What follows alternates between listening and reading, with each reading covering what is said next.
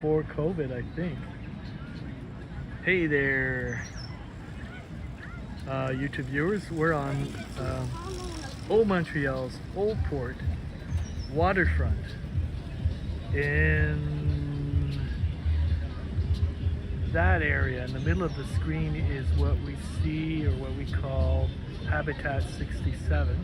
And on the other side of that, where you look at my finger, on the river, there is a perpetual wave where you have river surfers that can ride the wave for as long as they want. It's not like a regular ocean wave where it'll have a short-lived time frame.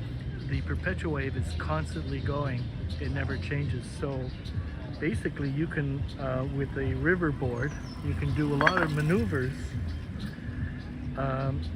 to your heart's content, except that there's always a queue. There's always people waiting in line to get to the wave when you're done. So there's like a gentleman's agreement or a gentleperson's agreement that you're only on there for 2 to 5 minutes.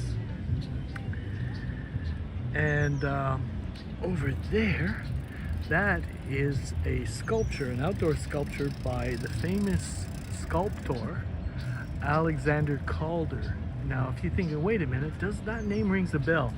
Calder made those mobiles really popular and famous in the 60s. So look him up, Alexander Calder.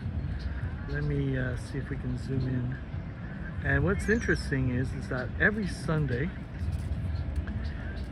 prior to the COVID, it might have come back now, every Sunday they have an electronic music dance right there at that sculpture that's called Picnic Electronique, or the Electronic Picnic. And so that's where a lot of electronic DJs would cue up music, and you just get people that would show up and dance until the sun goes down. All right, what else have we got? Over by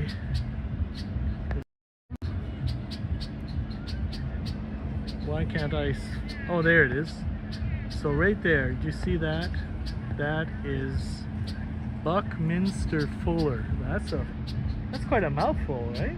Buckminster Fuller, famous architect. See, that island was part of a World Fair in 1967, and every country got to contribute a pavilion, and they chose like their best architect, and they said, okay, you can build a building, anything you want, make it worthwhile. And so Buckminster Fuller got the job, and basically he was making these what are called geodesic domes. And so that is Buckminster Fuller's famous geodesic dome. And then at some point in 1976, some dumbass welder was up there fixing one of these, and the thing is that the whole thing was clad in plexiglass. It wasn't real glass, it was flammable plexiglass, and aluminum.